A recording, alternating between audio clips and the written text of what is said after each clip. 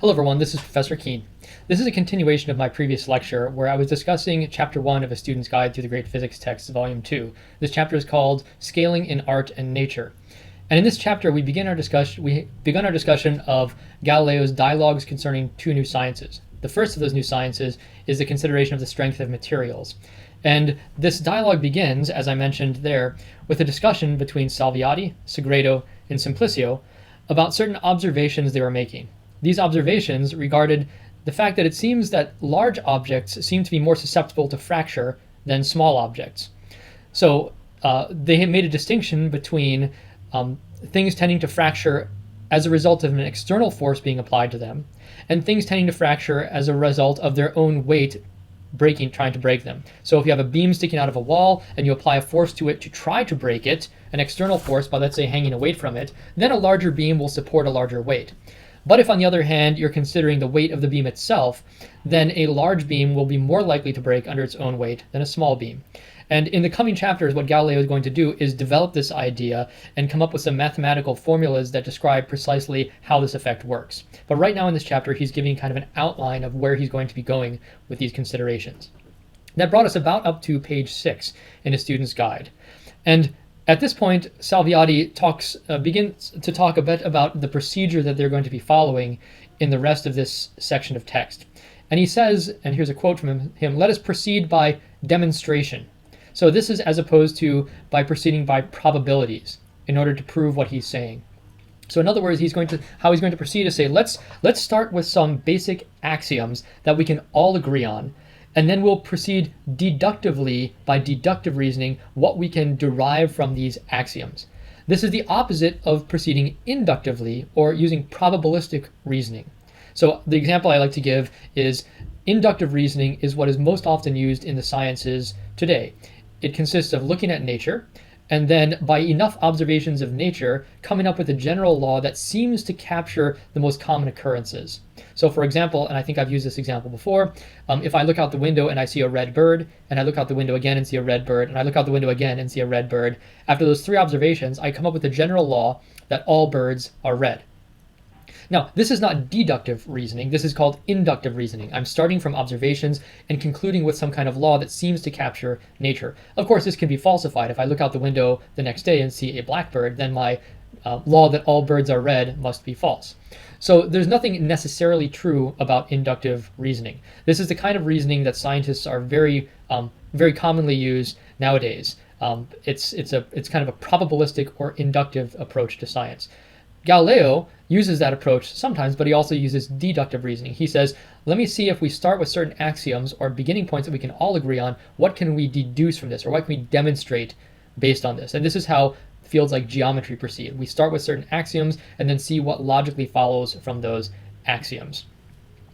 This is just sort of a broader issue that I think is very interesting because Galileo historically was working at a time when scholasticism was he was fighting against scholasticism, which was the kind of technique that a lot of the medieval thinkers were using, and a lot of scholastic reasoning proceeded deductively by demonstrating things.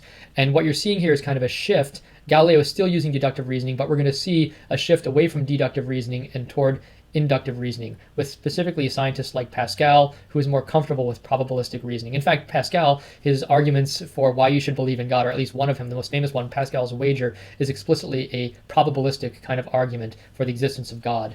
That is or for the belief in God. That's a very different kind of approach than what many of the scholastics did when they were arguing for the existence of God. They proceeded by demonstration from first principles. Anyway, maybe we'll have a chance to come back to that later on, but I thought I'd make that comment right here.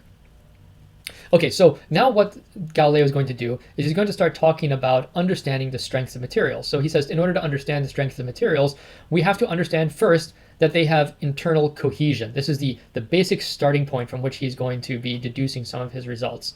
And he uses the example of a suspended stone pillar. So if you have a stone pillar, this is one of the figures in the text, if you have a stone pillar suspended from the ceiling and you want to break it, let's say by hanging a weight from the bottom of the stone pillar, there's going to be some weight that you hang from it such that the stone pillar will shatter or it will break apart. So there's sort of this, you imagine the stone pillar hanging down and I hang a weight from it, and beyond a certain weight it's going to break that stone pillar. What prevents it from breaking is the internal cohesion of whatever it is that's holding that stone together. So that cohesion is able to support a certain amount of weight, but if you hang enough weight, that cohesion will be overcome by the weight. So the weight will break it if it's sufficient. A second example of the cohesion or internal cohesion of a substance, he refers to a hemp rope. So a rope, when you hang a rope from a ceiling, you can hang weights from it and it will support those weights. Of course, if you hang enough weight, you can snap the rope. What they then do is Segredo, Simplicio, and Salviati go off on a short digression, and they're a bit perplexed. I think it's Salviati who's perplexed by the fact that a hemp rope, or any other kind of rope for that matter, can be made that's 100 feet long, even though the individual fibers of the rope are perhaps only 2 or 3 feet long. So how is it that despite the fact that each fiber is only 2 or 3 feet long, you weave this rope out of these short fibers, make a 100-foot long rope, and this rope can withstand enormous forces before snapping? Why is it hard to break this rope? Well, the answer that Galileo provides is that the twisting of the rope is what binds the fibers together, binds these filaments together, and makes it difficult for them to slip past one another. So the binding of the fibers, the twisting of them, makes it so that they press against each other, and then when you try to pull them apart, the frictional force between the individual fibers prevents them from sliding past one another. As an example to maybe demonstrate how to think about this, if you take your hand and you press it downward against the top of a table, and then you try to slide it across the table while you're pushing down, you're going to find that it's somewhat hard to slide. The force with which you push down on the table, by the way, that would be called a normal force. We'll come back to that later on, but it's normal or perpendicular to the surface. It's a downward force. And the force that resists your hand sliding across the table, that's called the frictional force. And the point I'm making here is that the frictional force that's preventing your hand from sliding is related to the normal force. In other words, if you push harder against the table, the normal force gets larger and the frictional force also gets larger. And in fact, these are proportional to one another. So if you double the normal force, you in fact double the frictional force. And so the idea that's being brought up here, why am I bringing this up? Because when you twist these fibers together, there's a normal force pushing the fibers against each other, and that is creating the frictional force so that it's hard for them to slide past each other.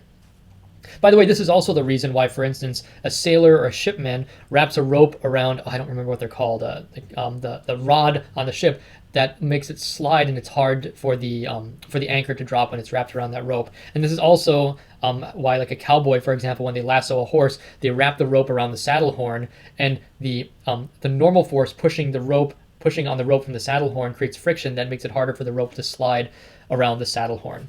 So this is a topic that Salviati and Segredo and Simplicio talk a bit about as the result, as an example of a force that causes cohesion between substances. One of the points I'm making here also is that since a concrete or a marble pillar does not have this fibrous structure, it seems that these kind of frictional forces are not going to be able to explain the cohesion of this marble pillar, why it's hard to break a marble pillar apart, even if they can explain, for instance, why a rope is able to cohere to itself. Okay, so in the next lecture, which will go on to Chapter 2 of A Student's Guide to the Great Physics Texts, we're going to go a little bit deeper into this topic of cohesion. And specifically, Galileo is going to try to understand the strength of this cohesive force and come up with some theories for why objects cohere.